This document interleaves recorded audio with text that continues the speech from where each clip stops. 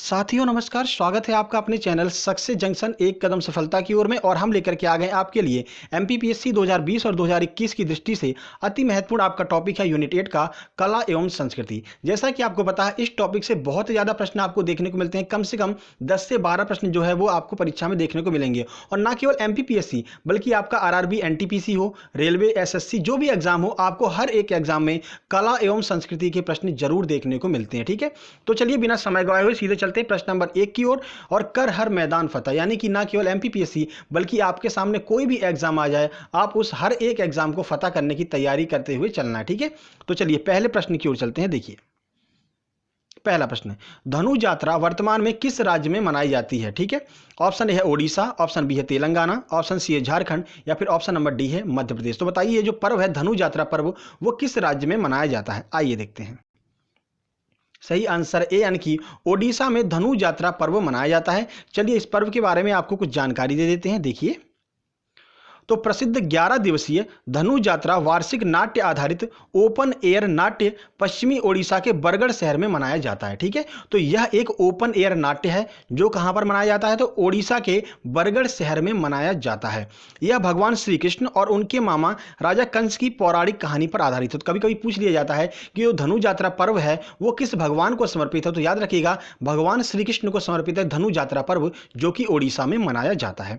नवंबर 2014 में इसे राष्ट्रीय महोत्सव का दर्जा प्रदान कर दिया गया था। तो ये डेट आपको याद रखनी है, पूछा जा सकता है कि धनु यात्रा पर्व जो है उसे राष्ट्रीय महोत्सव का दर्जा कब प्रदान किया गया था? तो नवंबर 2014 में इसे राष्ट्रीय महोत्सव का दर्जा प्रदान कर दिया गया था। चलिए आगे बढ़ते हैं, अगले प्रश्न की ओर चलते हैं। देखिए अगला प्रश्न है, हाल ही में चर्चा में रहा रण स्तंभ किस राज्य में स्थित है? बिहार, महाराष्ट्र, मेघालय, या फिर उत्तर प्रदेश? चलिए आंसर देखते हैं।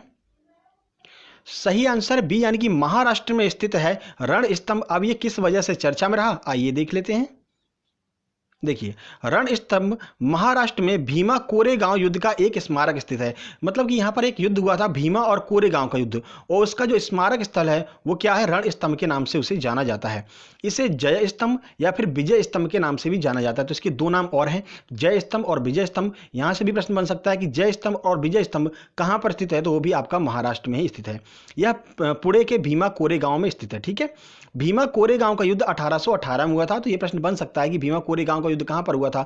तो 1818 में ये युद्ध हुआ था। अभी हाल ही में नरेंद्र मोदी जी यहां पर जाकर के मतलब यहां पर गए थे घूमने के लिए, या किसी वजह से गए थे, इस वजह से ये चर्चा में बन गया था। तो आपकी परीक्षा की दृष्टि से महत्वपूर्ण हो सकता है। देखिए, जो भी आपके कला एवं संस्कृति के प्रश्न हैं, अब इसी तरह के प्रश्न आएंगे, यानी कि जो विषय चर्चा में बने हुए हैं, जो स्थान किसी न किसी वजह से चर्चा में हैं, वो आपकी परीक्षा में पूछे जा सकते हैं। और ये सिचुएशन जो है अभी हाल ही में जो रेलवे एनटीपीसी का एग्जाम हुआ है उसमें देखी गई है। कला एवं संस्कृति के बहुत अच्छे प्रश्न आए हैं, और सारे प्रश्न जो है वो करंट से संबंधित आए हैं। ठीक है, किसी न किसी वजह से जो चीजें चर्चा में रही हैं वही आपकी परीक्षा में आ गई हैं। ठीक है, तो उसी को बेस बना करके हम ये वाली वीडियो आपके लिए लेकर के आए हैं। चलिए देखते हैं अगला प्रश्न। देखिए, तो हाल ही में संगीत अकादमी का प्रसिद्ध पुरस्कार संगीत कला निधि पुरस्कार किसे प्रदान किया गया? एम सौम्या, सुधा रघुनाथन, बॉम्बे जयश्री, या फिर अरुणा साईराम? चलिए आंसर देखते हैं। सही आंसर ए, यानी कि एस सौम्या को अभी हाल ही में संगीत अकादमी का एक प्रसिद्ध पुरस्कार है संगीत कला निधि पुरस्कार, वो प्रदान किया गया है। चलिए कुछ जानकारी आपको देते हैं। तो प्रमुख कर्नाटक गायक एस सौम्या को संगीत अकादमी द्वारा स्थापित संगीत कला निधि पुरस्कार के लिए चुना गया है। सौम्या अपने संगीत कैरियर में विभिन्न पुरस्कार और खिताबों की प्राप्त करता है। तमिलनाडु संगीत और ललित कला विश्वविद्यालय परिषद के सदस्य के रूप में भी ये काम करती हैं। तो आपको याद रखना है कि सौम्या को जो है यहाँ पर पुरस्कार दिया गया है, और ये किस राज्य से हैं? तो याद रखिएगा तमिलनाडु राज्य से इनका संबंध है, और इन्होंने बहुत सारे पुरस्कार और भी जीते हैं। ठीक है, चलिए आगे बढ़ते हैं, अगले प्रश्न की ओर चलते हैं। देखिए, तो लाई हराओबा का प्राचीन त्योहार हाल ही में किस राज्य में मनाया गया? असम, हिमाचल प्रदेश, मेघालय, या फिर त्रिपुरा? चलिए आंसर देखते हैं। सही आंसर है डी, यानी कि त्रिपुरा में अभी हाल ही में लाई हराओबा का प्राचीन त्योहार मनाया गया है। तो ये सीधे सीधे प्रश्न पूछा जाएगा कि लाई हराओबा त्योहार कहां पर मनाया जाता है? तो त्रिपुरा राज्य में मनाया जाता है। चलिए देखते हैं कुछ जानकारी। देखिए, तो मणिपुर के मीती समुदाय के द्वारा मनाया जाने वाला प्राचीन कर्मकांड उत्सव त्रिपुरा की राजधानी अगरतला में मनाया जाता है। ठीक है, तो किस समुदाय का ये त्यौहार है? तो याद रखिएगा मणिपुर की जो मीती समुदाय हैं उन लोगों का ये त्यौहार है लाई हरा ओबा। ठीक है, यह त्यौहार 5 दिनों तक मनाया जाता है। इस त्यौहार में लोक नृत्य, मौखिक साहित्य और संगीत शामिल होते हैं। ठीक है, तो 3 चीजें होती हैं, लोक नृत्य करते हैं वहां के लोग जो मीती समुदाय के लोग होते हैं, मौखिक साहित्य के बारे में बताया जाता है और संगीत भी इसमें शामिल होता है। ठीक है, चलिए आगे बढ़ते हैं, अगले प्रश्न की ओर चलते हैं। देखिए, तो खबरों में रहा ननकाना साहिब गुरुद्वारा किस देश में स्थित है? भारत, पाकिस्तान, भूटान या फिर बांग्लादेश? चलिए आंसर देखते हैं। सही आंसर है बी, यानी कि पाकिस्तान में स्थित है ननकाना साहिब गुरुद्वारा। अब ये किस वजह से चर्चा में रहा है, आइए देख लेते हैं। देखिए, प्रसिद्ध ननकाना गुरुद्वारा पाकिस्तान में लाहौर के पास ननकाना गांव में स्थित है। यह गुरुद्वारा सिख समुदाय के प्रथम गुरु नानक देव का जन्म स्थल के रूप में जाना जाता है। यहाँ पर गुरु नानक देव का यहाँ पर जन्म हुआ था, तो ननकाना गुरुद्वारा उन्हीं की याद में यहाँ पर बनाया गया है। अभी हाल ही में भीड़ पर हुए हमले और तोड़फोड़ की वजह से यह गुरुद्वारा जो है वो चर्चा में रहा है। यहाँ पर अभी हाल ही में तोड़फोड़ हो गई थी भीड़ की वजह से, तो ये जो गुरुद्वारा है वो चर्चा में आ गया था, तो आपकी परीक्षा की दृष्टि से महत्वपूर्ण बन सकता है। चलिए आगे बढ़ते हैं। देखिए, तो माधवपुर मेला भारत के किस राज्य का प्रसिद्ध आकर्षण है? राजस्थान, गुजरात, मध्य प्रदेश या फिर हरियाणा? अब लोग क्या करते हैं, यहाँ पर माधवपुर नाम सुनते हैं और तुरंत राजस्थान लगा देते हैं, लेकिन मेरे भाई इसका आंसर राजस्थान नहीं है। देखिए क्या है इसका आंसर। देखिए, इसका सही आंसर है बी, यानी कि गुजरात में जो है माधवपुर मेला मनाया जाता है। चलिए कुछ जानकारी आपको देते हैं। देखिए, तो माधवपुर मेला गुजरात का 1 सप्ताह भर चलने वाला सांस्कृतिक उत्सव है जो रामनवमी उत्सव के ठीक 1 दिन बाद अप्रैल 2020 में मनाया गया था। ठीक है, यह मेला गुजरात के पोरबंदर जिले के माधवपुर घेड़ में आयोजित किया जाता है। तो कहां पर? गुजरात में पोरबंदर नामक स्थान है, वहां पर जो माधवपुर घेड़ नामक गांव है वहां पर इसका आयोजन किया जाता है। साल 2020 में उत्तर पूर्वी क्षेत्र के 8 राज्यों ने इस मेले में भाग लिया था। ठीक है, तो नॉर्थ ईस्ट के जो 8 राज्य थे उन 8 राज्यों में यहां पर गुजरात वाले मेले में जो है भाग लिया था। ठीक है, चलिए आगे बढ़ते हैं। देखिए, तो भारत में प्रतिवर्ष राष्ट्रीय बालिका दिवस कब मनाया जाता है? 23 जनवरी, 24 जनवरी, 25 जनवरी या फिर 26 जनवरी? चलिए आंसर देख लेते हैं। सही आंसर है यानी कि 24 जनवरी को राष्ट्रीय बालिका दिवस मनाया जाता है। अब यहाँ पर एक ऑप्शन आया है 25 जनवरी, तो कमेंट बॉक्स में आपको कमेंट करके ये बताना है कि 25 जनवरी को कौन सा दिन होता है। 26 जनवरी तो सबको पता है गणतंत्र दिवस है, मगर 25 जनवरी को कौन सा दिन मनाया जाता है ये आपको कमेंट बॉक्स में कमेंट करके बताना है। काफ़ी प्रचलित मतलब कि फेमस दिन है जो 25 जनवरी को मनाया जाता है। आप गूगल पर सर्च कर सकते हैं, कोई दिक्कत नहीं है, गूगल पर सर्च कीजिए, जितनी जानकारी आपको प्राप्त होती है उतना अच्छा है आपके लिए। ठीक है, कुछ और भी जानकारी आपको गूगल पर जाएंगे तो मिलेगी 25 जनवरी के बारे में, तो कमेंट बॉक्स में कमेंट करके जरूर बताइएगा, हमें आपके कमेंट का इंतजार रहेगा। चलिए इस प्रश्न के बारे में कुछ जानकारी आपको देते हैं। देखिए, तो राष्ट्रीय बालिका दिवस भारत में हर साल 24 जनवरी को मनाया जाता है। इसकी शुरुआत केंद्रीय महिला एवं बाल विकास मंत्रालय द्वारा 2008 में की गई थी। तो डेट याद रखना है आपको, 2008 में इसकी शुरुआत की गई थी। किसने शुरुआत की थी? तो केंद्रीय महिला एवं बाल विकास मंत्रालय ने इसकी शुरुआत की थी। बालिकाओं के अधिकारों के बारे में जागरूकता फैलाने के लिए देश भर में कई जागरूकता कार्यक्रम और अभियान चलाए जा रहे हैं। तो उनमें से एक कार्यक्रम जो है ये भी था आपका राष्ट्रीय बालिका दिवस, जो प्रतिवर्ष 24 जनवरी को मनाया जाता है। चलिए आगे बढ़ते हैं, अगले प्रश्न की ओर चलते हैं। देखिए, हाल ही में किस वेब सीरीज में सबसे बड़े भारतीय सिनेमाई संगीत बैंड श्रेणी में गिनीज वर्ल्ड रिकॉर्ड बनाया है? अभी हाल ही में एक वेब सीरीज आई थी जो कि आपके आज़ाद हिंद फौज जो है उनके ऊपर बनाई गई थी, तो उसने जो है संगीत बैंड श्रेणी में गिनीज वर्ल्ड रिकॉर्ड बनाया। ठीक है, तो वही आपसे पूछा जा रहा है कि वो वेब सीरीज कौन सी है। ऑप्शन है स्ट्राइक बैंड, ऑप्शन बी है medal of honour, option C है फॉरगेटन आर्मी या फिर ऑप्शन नंबर डी है इनमें से कोई नहीं। तो चलिए देख लेते हैं, वेब सीरीज अभी चर्चा में बनी रहती है, काफ़ी वेब सीरीज वगैरह हैं, तो वेब सीरीज से प्रश्न पूछा जा सकता है। तो चलिए देख लेते हैं इसका आंसर।